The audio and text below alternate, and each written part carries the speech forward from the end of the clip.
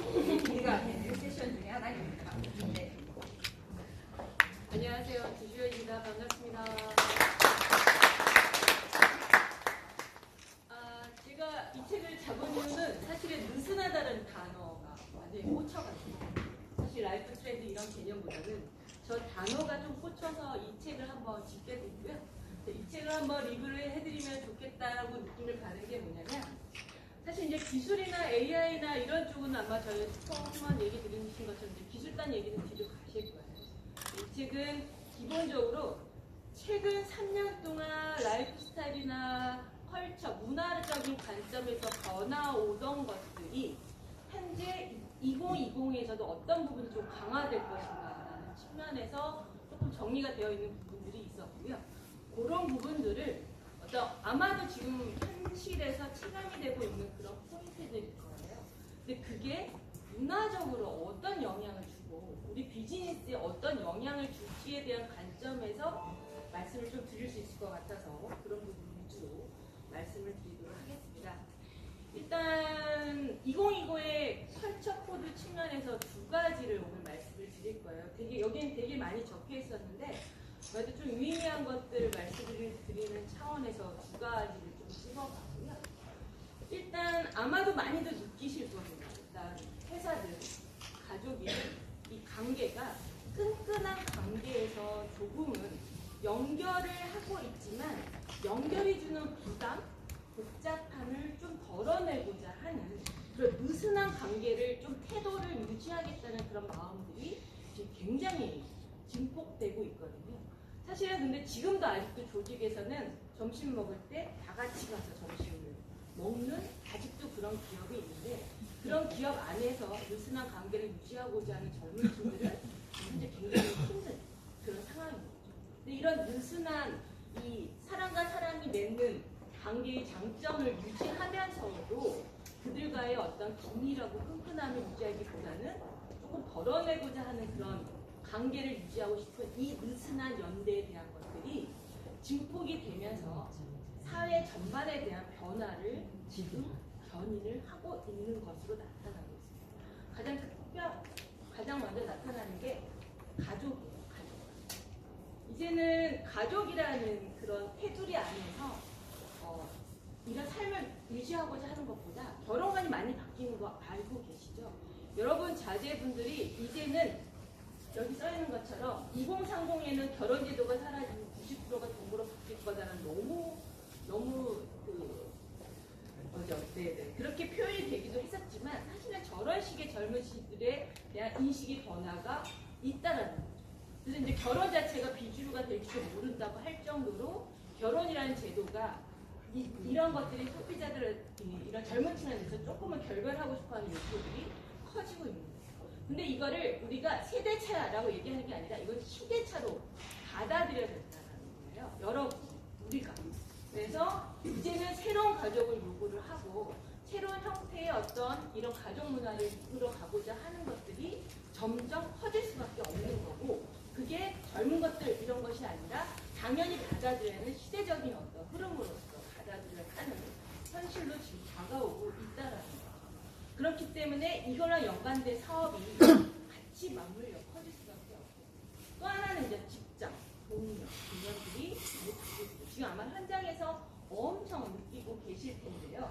이제는 혈연, 학연 이런 것들에 대한 문화로 인해서 과거에는 그런 걸로 위주로 비즈니스가 매우 많이 유지가 됐다면 이제는 그런 문화가 이제 완전히 종말이 되고요. 그러다 보니까 이런 얘기를 해요. 요즘은 살롱 문화다, 애자일 이런 표현들 많이들 쓰잖아요. 결국은 이 살롱 문화는 17세기 프랑스에서 상류사회가 즐기던 예술이나 문화를 이제는 우리가 다 상류하고 느끼려고 하는 거죠. 그런 예술적 감각과 취향을 갖고 있는 사람들이 이제는 권력을 가질 수 있는 그런 사회가 되고 있고요. 또 애자일은 자기 실력을 갖고서 빠르고 정확하게 일을 하는 사람들이 어떤 이 수직 관계 위에서의 어떤 그런 구조가 아니라 이런 사람들이 권력을 갖기 시작하는 그런 사회가 되고 있다는 겁니다. 그게 이제 직장으로 고스란히 들어오고 있고 이제 나이가 권력이 아니라 이제는 이런 실력과 이런 문화와 취향 이런 걸 갖고 있는 사람이 권력을 갖고 있는 행사를 할 수 있는 시대가 온다라는 거죠. 그러다 보니까 그들이 예전에는 나이에 의해서 이런 것들이 이루어지다 보니까 계속 거기서 라인을 타려고 노력하고 하는 것들이 이제는 의미가 없어지는 사회가 되는 거고, 그러다 보니까 직장이 필요에 의해서 관계를 맺는 거예요. 내가 필요하면 윗분이랑 일을 같이 할 수도 있는 거고, 나이가 어린 친구랑 수평적인 구도로 일을 할 수 있는 그런 시스템이에요. 예전에는 직장이 굉장히 가족적인 게 되게 중요한 포인트고, 우리 회사의 장점은 뭐야? 가족적이에요. 이런 것들이 이제는 의미 없는 사회로 굉장히 많이 변화가 될 거라고. 그래서 이 느슨한 끈끈한 관계보다 따로 또 같이, 그렇다고 나 끊어지고 나 혼자 하고 이런 것도 원하지도 않습니다. 연결되어 있는 것을 적절히 유지하면서 그들과 또 멀어질 때는 과감하게 떨어질 수 있는 이 느슨한 관계라는 것들, 느슨한 연대라는 것이 이제 우리나라 사회에 아주 깊숙이 들어갈 거라는 점인 거죠. 시대 변화라는 걸 이해를 하셔야 되고, 이게 세대 차이가 아니고 받아들이셔야 돼요. 이런 문화적 흐름이. 그러다 보니까 이걸로 인해서 비즈니스가 어떻게 바뀌냐면 이런 쪽으로 점점 커지는 거죠. 요즘은 론리니스 이코노미 있어. 론리 이코노미라고 표현을 하는데, 1인 가구가 많아져서 생기는 경제적인 활동의 비즈니스 영역이 아니고요. 이런 관계를 인해서 지금 현재 이런 끈끈한 관계를 여태까지 30년, 40년을 만들어왔던 이런 분들은 이런 관계에 의해서 굉장히 소외되고 외로움을 느껴요. 가족이 있는데, 와이프가 있는데 난 외로운 거야. 자식들이 있는데 외로움을 느낄 수밖에 없는 그런 것들로 인해서 이런 외로움을 예찬을 하는 사람들이 점점 많아지면서 그러나 외로움을 느끼는 건 또 싫어. 그러다 보니까 그런 거에 관련된 것들에 대한 사업 비즈니스들이 굉장히 활성화될 수밖에 없고, 반려동물, 아까 얘기 나온 이런 모든 것이 다 연결이 되는 거고요. 동반자 사업 같이 걸어주는 사람, 이런 서비스도 굉장히 많아집니다. 근데 이것도 나오겠지만 특히 남자의 외로움은 치명적이에요. 그래서 아마도 비즈니스가 그런 쪽으로 당분간은 굉장히 활성화가 되고 제한이 많이 들어올 수 있는 그런 상황이라고 보여지고 있습니다. 결국 이 느슨한 연대라는 게 이게 무시 못하는 것들이 뭐냐면 전반적인 라이프 스타일을 이제 바꿀 거예요.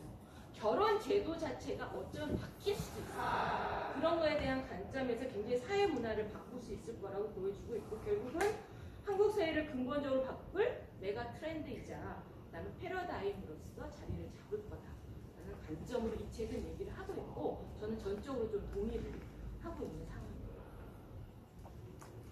실제적으로 그 외로움에 대한 그런 것들이 경제 효과가 미국에서는 매년 70억 달러 정도가 발생이 되고 있고, 이제는 노인이라 젊은이라 같이 사는 주거 쉐어링 같은 것들도 커질 수밖에 없는 그런 상황입니다. 자, 그 다음에 두 번째 컬처 코드 잡은 거는 이쪽입니다.